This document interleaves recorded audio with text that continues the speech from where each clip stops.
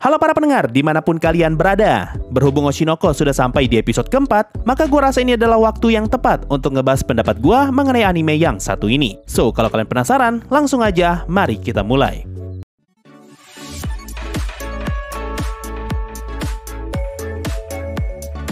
Oshinoko, simpelnya anime ini mempunyai 3 cerita yang berjalan, dan salah satu ceritanya sudah selesai. Cerita pertama ada di episode 1, yaitu berfokus ke perjalanan karakter Hoshino Ai untuk bisa menjadi idol terkenal. Tapi nasibnya berujung tragis setelah dirinya terbunuh oleh salah satu fans yang fanatik. Cerita kedua sekaligus cerita utama, berfokus ke karakter Aqua yang adalah anaknya Hoshino Ai, dan dia mempunyai tujuan untuk mencari siapakah pelaku di balik kematiannya Ai. Dan cerita ketiga berfokus ke karakter Ruby yang ingin menjadi idol sama seperti ibunya, yaitu Hoshino Ai. Dari ketiga cerita ini, kita bisa menyimpulkan kalau Oshinoko adalah anime dengan tema misteri yang dapat kita temukan di ceritanya Aqua. Lalu anime ini juga mempunyai unsur slice of life yang dapat kita temukan di kesehariannya Ruby serta Aqua semenjak ditinggal Ai. Dan tentu saja, anime ini juga mempunyai unsur drama yang sangat kental. Mulai dari kematian Ai di episode 1, perjuangan Ruby untuk bisa menjadi idol, dan juga masalah yang akan dihadapi semua karakter sampingan di anime ini.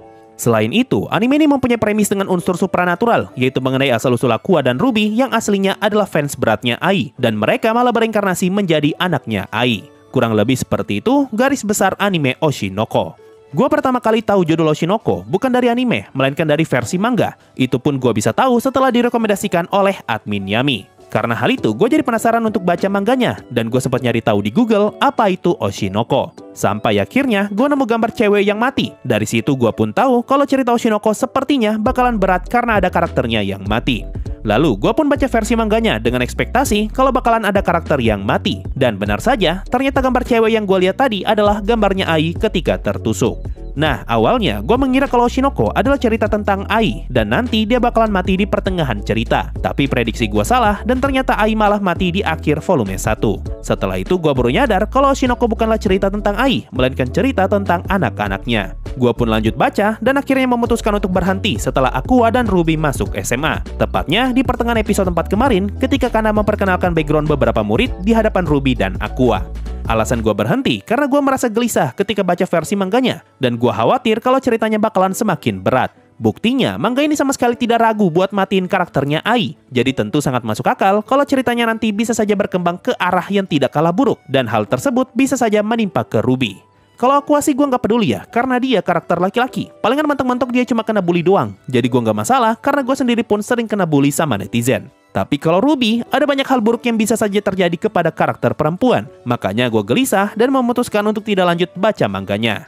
Karena hal itu, gue awalnya tidak begitu tertarik untuk nonton versi anime Oshinoko. Sampai akhirnya, banyak banget yang minta gue untuk nge-react episode pertamanya, yang pada saat itu lagi nge-hype banget. Jadi bisa dibilang, gue nonton episode pertama Oshinoko dengan sangat berat hati. Bahkan, gue sudah menaruh ekspektasi yang sangat rendah, agar gue tidak begitu terbawa ketika ngelihat scene Ai mati. Tapi, di luar ekspektasi, ternyata versi anime Oshinoko berhasil ngebuat gue nyaman, dan rasa gelisah yang gue rasakan ketika baca versi mangganya sama sekali tidak terasa di versi animenya.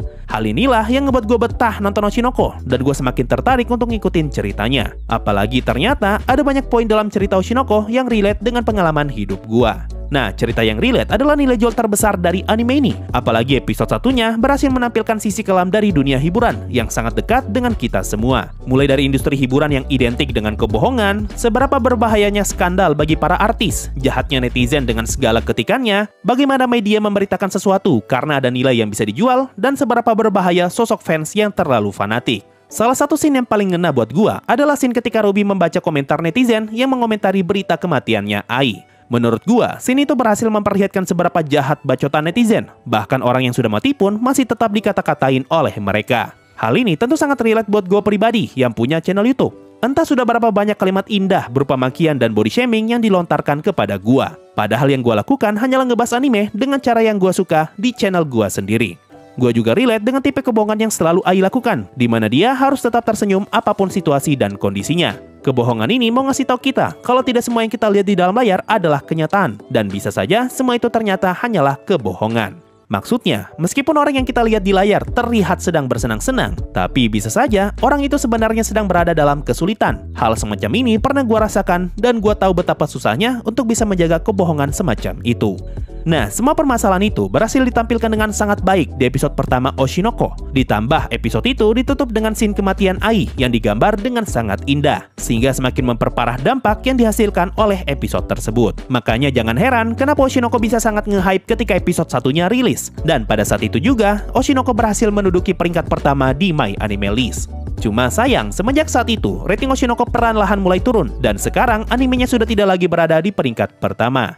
Hal ini tentu bisa dimaklumi karena adanya perbedaan yang sangat jomplang antara episode 1 dan episode 2. Itu kalau kita tidak mempertimbangkan preman-preman di mall. Nah, episode 1 bisa dibilang sudah seperti cerita yang terpisah karena fokus utamanya ada di karakter Hoshino Ai, dan episode tersebut sudah terasa seperti satu arc yang terpisah. Sementara episode 2 lebih terasa seperti prolog dari cerita yang berbeda karena Ai sudah bukan lagi fokus utama di episode tersebut dan ceritanya telah berganti ke arc yang lain. Malahan, kalau mau dibilang, episode 1 Oshinoko sudah seperti episode 0, dan episode 2-nya adalah episode 1 yang sesungguhnya. Karena, kalau kalian langsung nonton Oshinoko dari episode 2, gue yakin kalian bakalan tetap bisa memahami anime ini. Cuma kalian tidak akan bisa serelate dengan orang-orang yang nonton episode 1-nya. Tapi, bukan berarti cuma episode 1 doang yang relate, karena setelah gue nonton sampai episode 4, ternyata setiap episodenya mempunyai pesannya masing-masing, dan masih tetap bisa relate dengan banyak orang. Kalau kalian penasaran, kira-kira pesan apa saja yang bisa diambil dari setiap episode Oshinoko? Hal ini sudah gue bahas di konten reaction dan diskusi mingguan anime Oshinoko. Gue sih sama sekali tidak menyangka ya, kalau gue bakalan ngebuat konten reaction mingguan untuk anime Oshinoko. Apalagi Kaminaki, gue lebih nggak nyangka lagi. Tapi kenyataannya, kedua anime itu memang asik untuk kita bahas setiap minggunya. Nah, kalau dilihat dari bagian akhir episode 4, sepertinya season 1 Oshinoko bakalan berfokus ke cerita tentang Ruby yang ingin ngebentuk grup idolnya sendiri. Dan episode 5 ke atas mungkin akan menceritakan perjuangan mereka untuk merekrut para karakter lain termasuk Kana. Berhubung episode 2 sampai episode 4 adalah jatah untuk arc-nya Kana, maka ini artinya cerita tentang Kana sudah selesai. Dan kita akan pindah ke cerita karakter yang lain, yaitu karakter cewek rambut biru dan karakter cewek rambut kuning yang ada di opening. Lalu setelah arc kedua karakter itu selesai, barulah grup idolnya Ruby terbentuk. Dan mungkin saja season ini akan ditutup dengan penampilannya Ruby bersama dengan grup idolnya. Nah, di tengah semua itu, kita bakal diperlihatkan perjuangan Aqua yang mungkin saja masih akan tetap menghalangi mimpinya Ruby untuk bisa jadi idol. Dan sekaligus, Aqua masih akan tetap mencari pelaku di balik kematiannya Ai. Kira-kira seperti itu prediksi gua mengenai cerita Oshinoko ke depannya setelah nonton episode 4-nya. Nah, selain cerita, anime ini juga mempunyai opening yang bagus banget. Malahan kalau mau dibilang, opening Oshinoko adalah lagu opening anime yang paling sering gue dengar di tahun ini. Ketika pertama kali dengar lagunya, gue merasa opening Oshinoko tidak seperti opening anime idol pada umumnya, yang biasanya terdengar ceria. Openingnya justru lebih terdengar seperti lagu opening untuk anime action, semacam Attack on Titan dan juga Black Bullet. Apalagi suara penyanyinya, yaitu Yoasobi, terdengar sangat cocok dengan karakternya Ai. Sehingga rasanya, gue seperti lagi ngelihat Ai yang lagi nyanyi lagu opening. Tapi yang gue suka cuma openingnya doang, dan gue kurang cocok dengan lagu endingnya. Kalau diperhatikan, ada banyak banget scene menarik di openingnya yang bisa kita breakdown. Cuma sayang, karena gue nggak baca versi mangganya terlalu jauh, jadinya gue nggak tahu maksud dari semua scene tadi.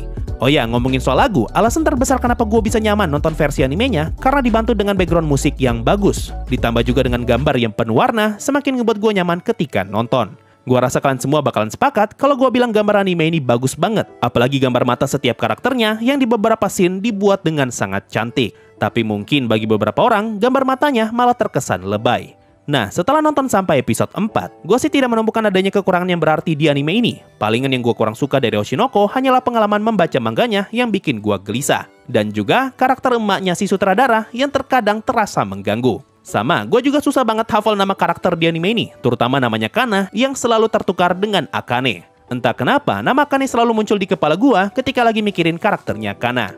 Nah, karena gue nggak bisa nemu apa yang jelek dari anime Oshinoko, hal ini malah ngebuat gue penasaran dengan review negatif anime ini. Gue jadi pengen tahu kira-kira alasan apa yang akan dipakai untuk ngomong kalau Oshinoko anime jelek. Nanti kalau animenya sudah tamat, gue bakalan langsung ngebuat konten kata mereka Oshinoko anime jelek. Tapi kalau coba berasumsi, gue bisa memikirkan beberapa kemungkinan kenapa orang gak suka ataupun ngasih review jelek untuk anime Oshinoko. Pertama, karena mereka sudah terlalu suka dengan karakter Ai, dan mereka tidak mau lanjut nonton Oshinoko kalau tidak ada Ai. Kedua, mungkin saja ada orang yang gak suka dengan perkembangan cerita Oshinoko yang terasa terlalu pelan, terutama perkembangan dari sisi misterinya. Ketiga, kemungkinan ada juga orang yang gak suka Oshinoko karena dianggap overrated. Karena di luar sana, memang ada orang yang malas nonton anime hype yang dianggap overrated. Kira-kira 3 alasan itu yang bisa jadi poin utama untuk ngatain Oshinoko anime jelek. Nah itu tadi pendapat gue setelah nonton 4 episode pertama anime Oshinoko. Anime yang berhasil ngebuat gue untuk tetap betah nontonnya meskipun gue nggak kuat baca versi mangganya. Mirip-mirip seperti versi anime Isekai non Birinoka yang berhasil ngebuat gue betah, padahal versi mangganya malah ngebuat gue merasa enek. Kalau menurut kalian gimana nih? Apa kalian sepakat dengan gue mengenai cerita Oshinoko yang relate buat banyak orang? Atau ternyata kalian juga punya pengalaman yang relate dengan anime ini? Atau mungkin saja kalian termasuk orang yang gak suka nonton Oshinoko? Coba komen di bawah, apa alasan kalian? Mungkin itu saja untuk video kali ini. Makasih semuanya sudah mendengarkan sampai di titik ini. Sampai jumpa di video berikutnya, dan bye-bye.